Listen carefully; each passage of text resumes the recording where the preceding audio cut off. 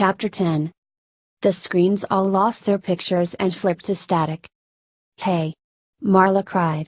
She banged against the side of a monitor, and the image lurched and distorted, then sputtered and went out again. She hit it again, and with another spasm of static the image slowly cleared. As it resolved, the stage appeared. "Something's wrong," Lamar said, and all three leaned forward, trying to get a better look. "Bonnie," Jason said in a grave tone. "Bonnie," Marla said, looking at Lamar with alarm. "Where's Bonnie?" Lamar hit the button on the walkie-talkie. "Charlie," he said urgently. "Charlie, don't leave the control room." In the control room under the stage, Charlie and Jessica were peering at the monitors, scanning for signs of life. "It's too dark, I can't see anything on these," Jessica complained. "There," Charlie said, pointing. Jessica blinked. "I can't see anything," she said. "It's Carlton, right there. I'm going to get him." Not waiting for a response, Charlie crawled toward the exit. "Charlie, wait," John said, but she was already out the door. It slammed shut behind her, and all three of them heard the dull metal thud of the drop lock falling into place. "Charlie!" John yelled again, but she was already gone. "It's bolted shut," John grunted as he pulled on the door. The walkie-talkie sputtered, and Lamar's voice came choppily from the little box. "Ch. Don't leave, RM." Jessica and John exchanged a glance, and John picked up the radio. "Too late," he said, looking to Jessica as he lowered the walkie-talkie. Charlie made her way unsteadily between chairs, but after only moments she realized she had gotten herself turned around. The lighting had changed, now a single, blinding blue light was strobing on and off above the stage. Over and over, the room flashed with a blinding burst, like lightning, then was instantly dark again. Charlie covered her eyes, trying to remember what she had bumped into first. Metal chairs and foil party hats pulsed like beacons in the dark with each burst of light, and Charlie's head began to throb. She squinted, trying to orient herself, but beyond the tables surrounding her, all she could see were 1,000 after images burned into her retinas. She had no idea which way to go to find Carlton. She leaned against a nearby chair and pressed her hand tightly over her forehead. A table screeched against the floor briefly and Charlie knew that it hadn't been her. She turned around but the light had gone dark. When it flashed again she was looking directly at the stage, where there should have been 3 sets of eyes, she saw only 2. Freddy and Chica stared down at her, their plastic gazes catching the light, twinkling with the strobe. Their heads seemed to follow her as she moved along the table. "Bonnie is gone." Suddenly, she felt exposed, all at once noticing just how many places there were in the open room for something to hide, just how visible she was to anyone, anything, that might be watching. She thought briefly of the little control room she had just left, and felt a pang of regret. Coming out here might have been very stupid. Another screech sounded and she whirled around to see the table behind her moving slowly away. She turned to run, but slammed into something before she could take a step. She jerked up her hands in the darkness to shield herself, and touched matted fur. The strobe threw its light out again, and this time there was sound, garbled noise blaring from the gaping mouth in front of her. Bonnie. Bonnie was standing only inches from her, his mouth opening and closing rapidly and his eyes rolling wildly in his head. Charlie jerked away, then backed up slowly. The rabbit did not try to follow, just continued his bizarre and silent incantation, his eyes aimlessly ricocheting in his head. Her foot caught on the leg of a metal folding chair, and she fell back, landing hard on her bottom. She started to crawl, staying low, hurrying to get away from Bonnie. A spotlight flashed from the stage, this one clearly aimed at her. She raised her hand to see who was there, but the light blinded her, and all she could make out were 2 sets of eyes continuing to follow her. Charlie screamed and scrambled to her feet. She took off running, not looking back, and made it across the room into the hallway that led to Pirate's Cove, then ducked into the bathroom along its wall. The door echoed when it shut behind her. The room was empty, with nothing but 3 sinks and 3 stalls. Only one of the fluorescent lights was on, and just barely, only enough to color the room dark gray instead of black. The metal walls of the stall dividers looked flimsy, and Charlie had a sudden vision of Bonnie, larger than life, grabbing the metal frame with his paws and ripping it up from the ground, the bolts tearing right out of the floor. She banished the thought and ran into the farthest stall from the door, slipping the lock, so small it looked almost delicate, into place. She sat on top of the toilet tank, her feet pulled up on the seat and her back pressed against the blue tile wall of the bathroom. In the empty room, Charlie could hear her own breath echoing. She forced it to slow and closed her eyes, telling herself to be silent, to hide. Charlie? John was still pounding on the little door of the control room. Charlie? What's going on out there? Jessica sat quietly, still rattled from the screams and crashes outside. She can take care of herself, John said, easing his grip on the door. Yeah, Jessica said. He did not turn around to look at her. We have to get out of here, John said. He rattled the door again, the top swayed a little as he pulled, but the bottom was stuck fast. He hunched down further. There was a lock, a deadbolt that dropped straight into the floor. The latch to pull it open had broken off long ago, leaving only a jagged ledge so thin he could scarcely get his fingers around it. As he yanked it upward, it cut into his fingers, leaving thin red lines. The bolt stayed fast in place. Jessica, you try, he said, and looked at her. Her eyes were on the wall of televisions. They were all showing static, but every now and then one flashed a picture. Never mind, John said. Keep watching. He bent his head again, and went back to the deadbolt. In the bathroom, Charlie was silent.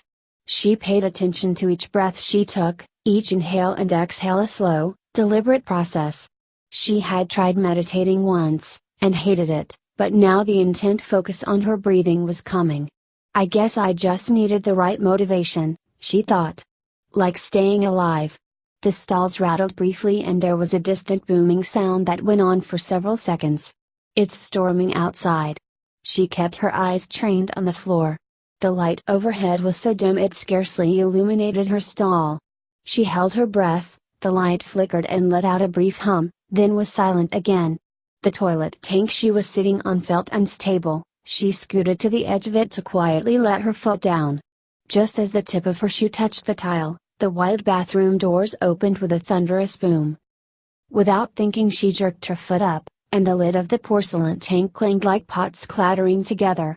She held herself perfectly still, her shoe suspending in the air, then carefully pulled her foot back into place on top of the toilet seat. That was too loud, she thought. Carefully, she leaned forward on the back of the toilet, and reached up with one hand to grasp the stall divider. Slowly, she pulled herself up to stand, the toilet seat rocking on its hinges beneath her feet. She peered out over the top at the two stalls next to her. It was too dark to see beyond the metal stalls, the whole row of them was swaying gently from her weight hanging on them. There was a shuffling sound, something wide and heavy was sliding across the floor, not trying nearly as hard as she was to be quiet. She kept watch, her eyes darted from the stall door beside her, to the bathroom door. The shuffling continued, but she could not tell where it was coming from, the sound filled the room. Suddenly the nebulous sound resolved, it was crisp, and it was nearby. The wall she clung to trembled slightly. She panned her gaze around the room, hoping her eyes would adjust just a little more, and they did. She could make out a trash can by the door, and the outline of the sinks. Apprehensively, she looked back at the door of her stall, letting her focus creep along the edges until she set her eyes on the inch-wide gap along the door. A large plastic eye was there staring back, unblinking and dry, fixed directly on her. She clasped her hand over her mouth and jumped to the floor as fast as she could, dropping to her stomach and scooting along the floor into the second stall. She heard the thing rattle the door of the stall she had just left, but the shuffling feet did not move. She crawled under the next divider and into the stall nearest the entrance. This time her foot bumped the toilet behind her, and the lip dropped down with a loud clank. Charlie froze. The shuffling thing did not move. For what felt like an age Charlie held her breath. It heard, it must have heard. But the thing still made no sound. Charlie held still and listened, waiting for another sound of movement to mask her own. Her breathing seemed louder than before. She lowered her head, trying to make out shapes along the floor. The shuffling sound resumed, and now, without warning, it was directly in front of her. She held her breath, desperately trying to make out any forms in the darkness. There it is! A large padded foot was just outside the door, as if it had stopped mid-step. Is it leaving? Please leave. Charlie pleaded. There was a new sound, stiff fabric, softly crunching. What is that? The foot outside the door had not moved. The noise grew louder, the sound of fabric and fur twisting and stretching, tearing and popping. What is that? Charlie dug into the floor with her nails, holding down a guttural scream. It's bending over. A large paw touched down gently in front of her, then another shape, the creature's head. It was massive, filling the space under the door. Gracefully, it lowered itself to the floor and turned its head sideways until its eye met Charlie's eye. Its giant mouth was open wide with a ghoulish excitement, as though it had found someone in a game of hide-and-seek. A warm burst of air rolled in under the stall door. Breath? Charlie clasped her hand over her nose and mouth. The stench was unbearable. Another wave of it hit her face, hotter and more putrid. She closed her eyes, on the point of relinquishing the hope of escape. Maybe if she kept her eyes closed long enough, she would wake up. Another gust of hot air hit and she jerked back, hitting the back of her head on the toilet. She recoiled with pain and threw her arm in front of her, shielding her face against attack. No attack came. She opened one eye. Where is it? Suddenly the metal walls around her swayed with a resounding bang.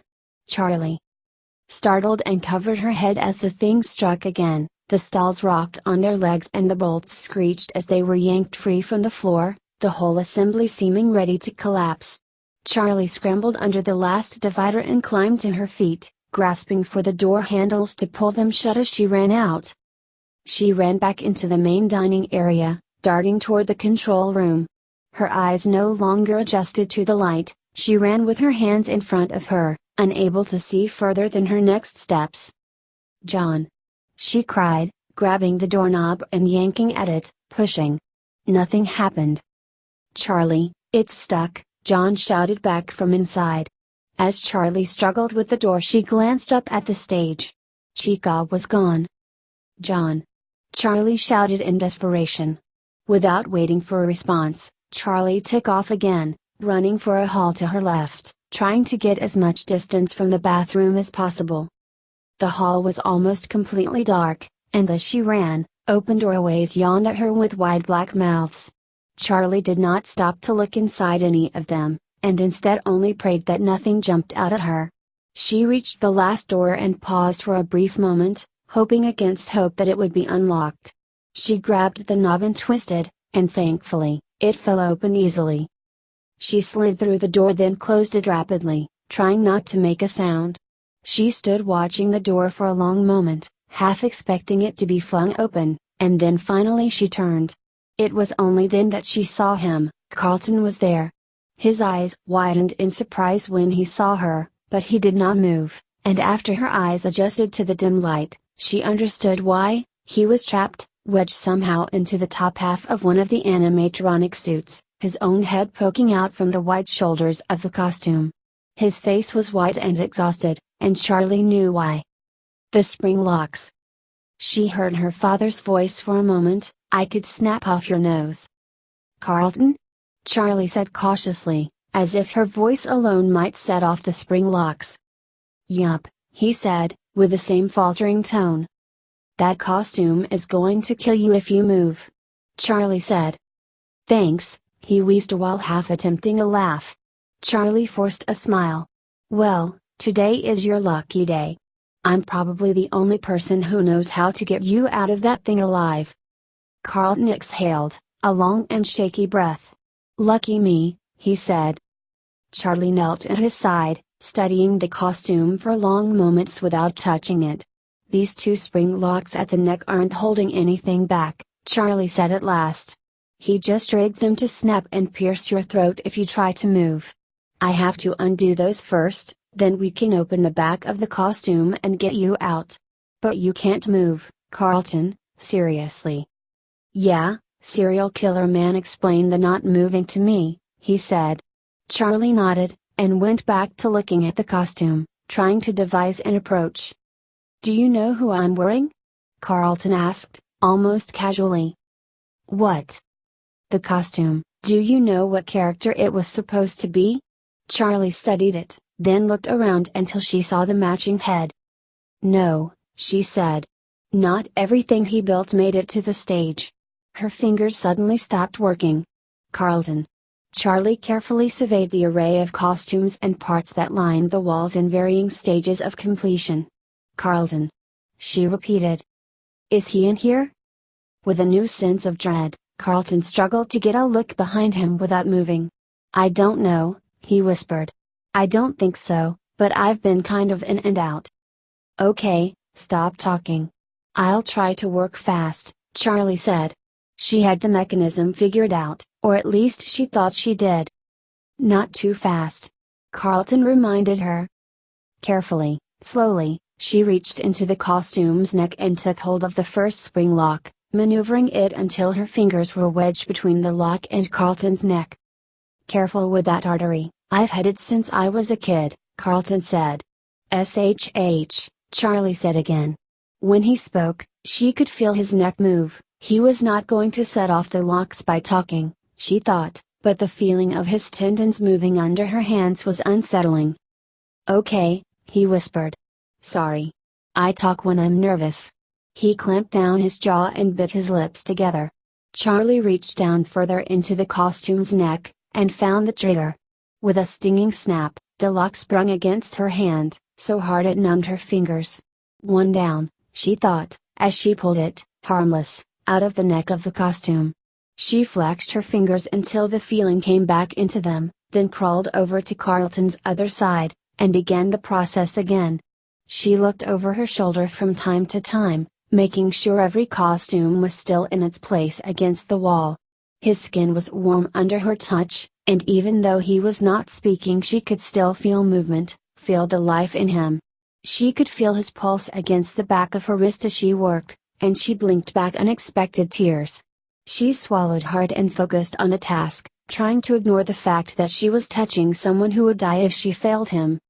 She worked open the spring lock again, taking the impact on the palm of her hand, and pulling the disabled device free of the costume. Carlton took a deep breath in, and she startled. Carlton, don't relax. He stiffened, and exhaled slowly, his eyes wide and frightened. Right, he said. Still in a death trap. Stop talking, Charlie pleaded again. She knew exactly how much danger he was still in, and she could not bear to hear him speak now, if he was about to die. Okay, she said. Almost there. She crawled around behind him, where a series of tin leather and metal fasteners held the back of the costume together. She considered it for a moment. She needed to keep the costume still, exactly as it was, until the last moment. She sat down behind him, and bent her knees, positioning herself so that she could hold the costume in place with her legs as she opened it. I didn't know you cared. Carlton muttered, as though attempting to put a joke together but too tired and too scared to finish it. Charlie didn't answer. One by one, she worked the fasteners free. The leather was stiff, the metal tightly fitted, and each one fought back as she worked, clinging together. When she was halfway up the back of the costume, she felt its weight begin to shift and she gripped it tighter with her knees, holding it together. Finally, she undid the last one, at the nape of his neck. She took a deep breath. This was it. Okay, Carlton, she said. We're almost done. I'm going to open this, and throw it forward. When I do, you pull out of it as fast as you can, okay? 1, 2, 3. She yanked the costume open and thrust it away with all her strength, and Carlton jerked back from it, toppling roughly into her. Charlie felt a sharp, quick pain on the back of her hand as she pulled free, but the costume skittered halfway across the room, leaving them clear. A series of snaps like fireworks sounded, and they both cried out, leaping back and banging into a heavy metal shelf.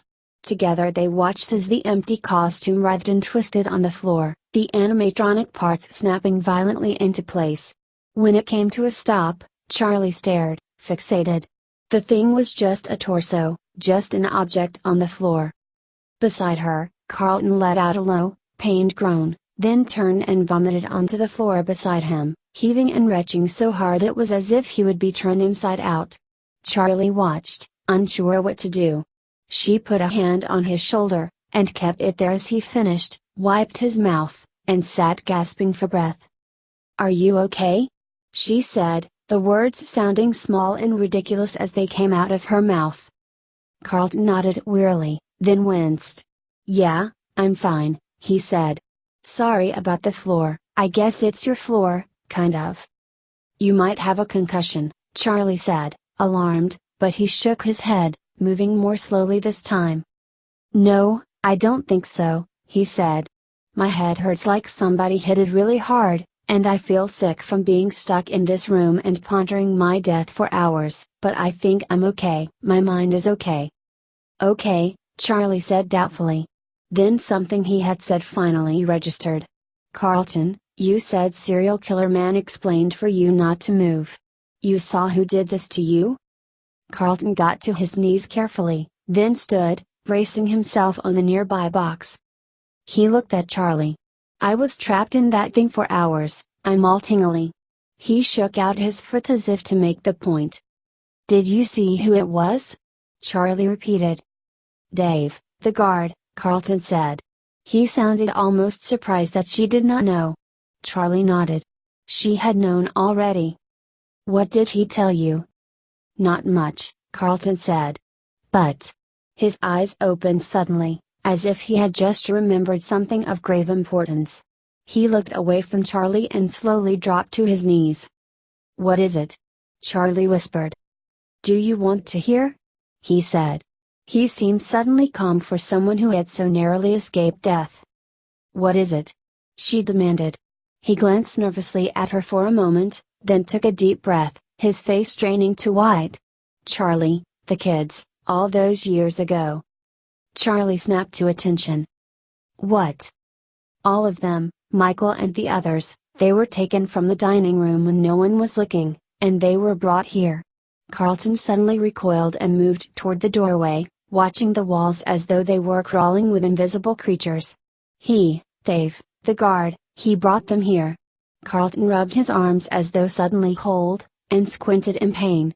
"He put them into suits, Charlie," he said, his face twisting in sorrow or disgust.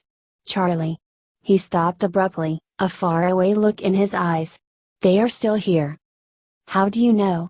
Charlie said in such a soft whisper that she was almost inaudible.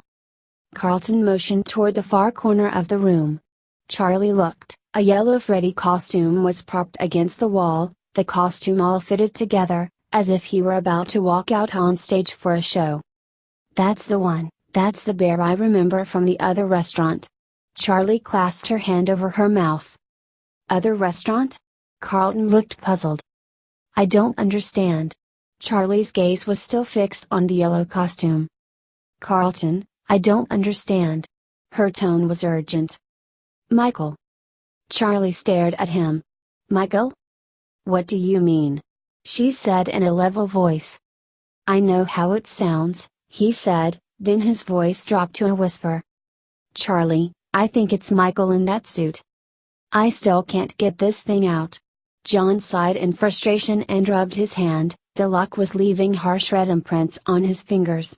Jessica murmured something sympathetic, but did not take her eyes off the screens. "I can't see anything," she burst out after a moment. The radio squawked, and then Marla's voice came, calling to them from the control room in Pirate's Cove. "Both of you, be quiet and don't move." They froze, hunching down in their places. Jessica looked at John, a question in her eyes, but he shrugged, as at a loss as she was. Something thudded against the door, and John jumped away, almost falling. "Marla?" Jessica said with a pale expression. "Marla, that's you out there, right?" The thud came again, more powerful than the first, and the door shook under it. "What is that, a sledgehammer?" John whispered hoarsely. The door pounded in again and again, dents appearing in the metal door that had looked so solid. They huddled back against the control panel, with nothing to do but watch. Jessica grabbed the back of his shirt, knotting the cloth between her fingers, and he did not shake her away. The door rocked in again, and this time a hinge unfolded slightly, exposing a thin crack between the door and the frame. The door still held, but it would not hold for long. John felt Jessica's fingers tighten on his shirt, and he wanted to turn and give her some kind of comfort, but he was mesmerized, unable to look away from the door. He could almost see out through the little open space, and he craned his neck. Another blow came and the crack widened, and at once from the other side he saw eyes, peering in, calm and expressionless. "Get out, get out!" Marla shouted, waving her hands at the security monitor as if John and Jessica could see her, as if it would do any good if they could. Lemar had both hands clapped over his mouth, his eyes wide, and Jason was sitting on the floor, waiting nervously as though an attack on their own door might begin at any moment. The monitors were dark, but it was clear that something large was lurking in front of the main stage, a black static shape that prowled back and forth, momentarily blocking the entire picture. "Marla," Lemar said in a whisper, placing his hand on her shoulder, hoping quiet her. "Marla, look." He pointed to the monitor that's showing Pirates Cove, just outside their door.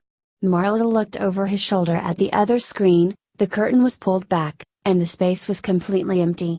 The out of order sign hung perfectly straight across the platform, untouched. "The lock, we didn't," Marla said feebly, realizing now the magnitude of their mistake.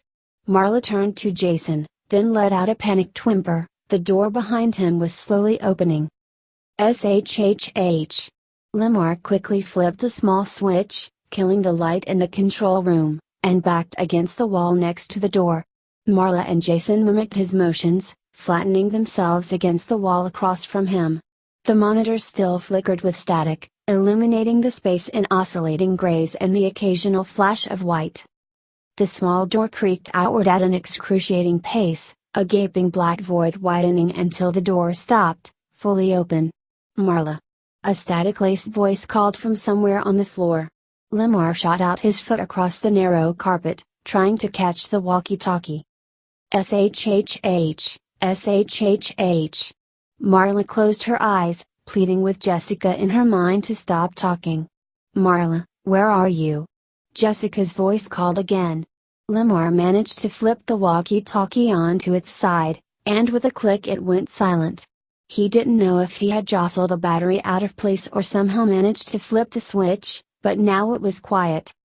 In the tiny room, there was no way to hide. The ceiling was too low to stand, and even with their backs against the wall their legs stretched out and under the door frame. It was high enough to hide their legs from anything outside, but not from anything that managed to get in. As one, they stopped breathing. The room was no longer empty, something was entering the space. As it pressed forward into the room they saw a snout, with the scratchy gloss of two unblinking eyes staring straight ahead. The monstrous head threatened to fill the room. "Foxy!" Jason mouthed, making no sound. The plastic eyes clicked left and right with unnational motions, searching, but not seeing. The jaw twitched as though about to open, but never did.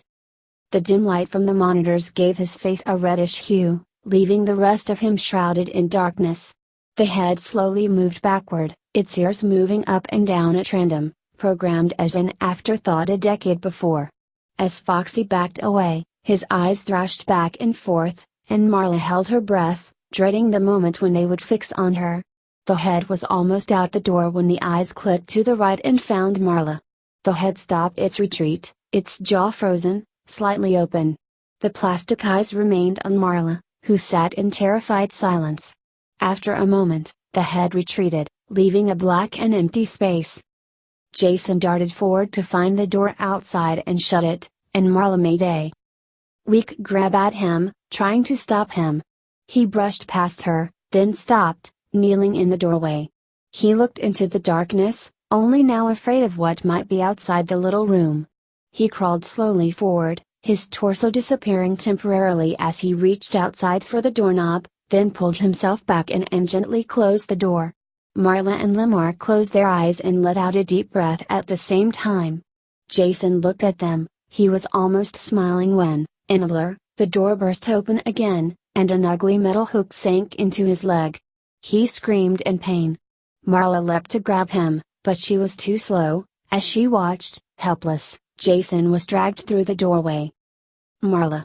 he cried, clawing futilely at the floor, and she howled in despair as he was taken from her again, nothing visible of his assailant but the awful glimmer of the hook. Marla dove toward the door after him, falling to her knees, and crawling toward the thing, but Lamar grabbed her shoulder and yanked her back, taking hold of the door. Before he could pull it shut, it was ripped from his hands with an inhuman strength, and suddenly Foxy was there before them, coming inside. He was suddenly full of life, a different creature, and he turned to look at Marla, his silver eyes appearing to comprehend. His face was a canine rictus, the scrappy orange fur insufficient to cover up his skull. He looked between them, turning his ghoulish smile first on Lamar, then on Marla. His eyes flared and dimmed, and he snapped his jaws with a sound like something breaking. They stared, backed up against the control panel, then Lamar realized suddenly what he was looking at. "He can't fit all the way in," he whispered. Marla looked. It was true, Foxy's shoulders were jammed into the doorway, his head the only part he could wedge through the door. Lamar lunged forward and kicked the animatronic, bracing himself against the wall and striking out with his foot 3 times before Foxy gave a low whine, a sound more machine than animal, and slunk back out into the dark. Lamar snapped the door shut behind him and slid the deadbolt into place. They stared at one another for a long moment, breathing hard. "Jason!" Marla screamed. Lamar put his arms around her, and she let him hug her, but she did not cry, just closed her eyes. "What do you mean, it's Michael in the suit?" Charlie said softly, as if she might be talking to someone who had gone mad, while also desperate to hear the answer. Carlton looked at the yellow bear for a long moment, and when he turned back to Charlie, his face was calm. He opened his mouth to speak, and Charlie put a finger to her lips. Something was coming. She could hear footsteps out in the hall, moving toward them. Deliberate, heavy steps, the approach of someone who did not mind if anyone heard him coming. Charlie looked wildly around the room, and spotted a pipe in a corner. She grabbed it and hurried to stand behind the door, where whoever opened it would not see her. Carlton picked up the torso, as though to use it as a weapon somehow. He looked confused, as if he were not thinking clearly. "Don't," Charlie warned in a low voice, but too late. Something snapped inside it. Carlton dropped the thing and stepped back from it, a shimmer of blood on his hand. "Are you okay?" Charlie whispered. He nodded, and then the doorknob turned. Dave appeared in the doorway, his head held high and his face grim. It should have been imposing, but he just looked like a man walking through a door. "Now you've done it," he announced to the room in general, then his eyes lit on Carlton, unfettered, and his face darkened. Before he could move, Charlie raised the pipe high, stepped forward, and swung it down on his head. There was a sickening thunk and he turned, shock on his face. Charlie lifted the pipe, ready to attack again, but the man just stumbled backward against the wall and dropped into a sitting position. "Carlton! Come on," Charlie said urgently, but he was looking down at his injured hand. "Carlton? Are you hurt?" "No," he said, shaking off his reverie and wiping his hand clean with his black shirt. "Come on," Charlie said firmly, and took his arm. "Come on, we have to get out of here. I don't know how long he'll stay out." "You're awfully calm for just having knocked a guy out cold," she thought wryly. They crept out into the hallway, empty and lit by the dim glow of light from other rooms, and Charlie hustled them through the swinging doors to the kitchen, where the dark was total. The air was thick with it, a blackness that was almost tangible. It was as if they had been swallowed. She turned to look at Carlton, but only the faint sound of his breathing told her that he was still beside her. Something touched her arm and she stifled a scream. "It's just me," Carlton hissed, and she let out a sigh. "Let's just make sure that we aren't being followed," Then we can find the others and get out of here, she whispered. Charlie glanced back at the door, and the last spots of light peeking under it. She scooted herself a little closer to it, and got to her feet to peer through the round window, careful not to touch it. "What do you see?" Carlton whispered. "Nothing. I think it's safe." Just as she finished speaking, a form passed by, darkening the window. Charlie jumped back, almost falling over Carlton. They stumbled forward, rushing to get away from the door. Suddenly two beams of light split the darkness, illuminating the room in a harsh, yellow light. Chica loomed in front of them, almost on top of them. She stretched up to her full height, growing taller still. She must have been hiding here all along, Charlie thought. The dark recesses of the kitchen could be hiding anything. Chica looked at each of them, the beams of light shifting dizzyingly as her eyes snapped mechanically from one side to the other. Then she paused, and Charlie grabbed Carlton's arm. "Run!" she screamed, and they took off, looping back around the prep table, the metal furniture clattering as they rushed clumsily past it. Behind them, Chica's steps were long and slow. At last they reached the door, and they burst out into the hall, and ran for the main dining room. John and Jessica were silent, listening to the clamor outside. John was resting his hand on the door of the control room. Whatever had been on the other side was gone, or was pretending to be. The lock had been wrenched out of the floor, and he tried the knob, but the door, twisted out of shape, still stuck. "Are you crazy?" Jessica exclaimed, alarmed. "What else are we going to do?" John said calmly. Jessica didn't answer. John backed up against the control panel and gave the door a calculated kick, moving it an inch closer to opening. "Here, let me," Jessica said, and before he could reply she had delivered a kick of her own, the door again moving just a little. For a few minutes they took turns, not speaking, until finally John kicked, and the top hinge broke. John quickly wrestled the door the rest of the way off until they could crawl out. They hurried out, and stopped, exposed in the main dining room. Jessica looked at the main stage in misery. It was empty. "I don't know how this is safer," she said, but John was not listening. "Charlie!" he cried, then covered his mouth with his hand. Too late. Charlie and Carlton were running from the dark hallway at a furious pace. "Come on!" Charlie yelled at them, not slowing down as she passed, and John and Jessica ran after them as Charlie led them out of the dining room into the opposite hall, toward the storeroom they had come in through. Charlie ran down the hall with a purpose, stopping in front of a closed door and trying to get it open. Behind them loomed the open mouth of a pitch-black party room, a wide empty space that could have hidden anything. John turned his back to the group, keeping an eye on the abyss. "Is it locked?" Carlton said, an edge of rising panic in his voice. "No, just stuck," Charlie said. She forced it, and the door popped open. They hurried inside, John lingering to the last moment, his eyes still on the darkness behind him. When the door was shut, Charlie reached for the light switch by the door, and John put a hand on her arm. "Don't turn the light on," he said, looking back for a moment. "We have enough light, let your eyes adjust." There was a window high up on the door, thick glass with a bubbling frosted pattern, letting a trickle of light into the room from the dim hallway. "Right," Charlie said. "A light on in here would have marked them out clearly." In the semi-darkness, she surveyed the room. It had been an office, though not one she remembered visiting often. She was not sure who had used it. There were cartons here and there on the floor, overstuffed to bulging with papers, their lids perched sheepishly on top of the mess inside. There was an old desk in the corner, a grayish-blue metal with visible dents in the surface. Jessica boosted herself up to sit on it. "Lock the door," Jessica said with an irritated tone, and Charlie did. There was a button set into the knob, which she knew would be useless, and a flimsy bolt lock, the kind in bathroom stalls and on picket fences. "I guess it's better than nothing," she said. Hey guys, what's going on? Thank you so much for watching today's episode. If you guys want to watch more like it, please subscribe to my channel and become part of the video game fanfiction plot. And please leave a comment down below and hit that like button. If you guys have any suggestions on any stories you guys want me to read, don't hesitate. They're always welcome here in the video game fanfic plot. That also goes for video games. Until next time, goodbye!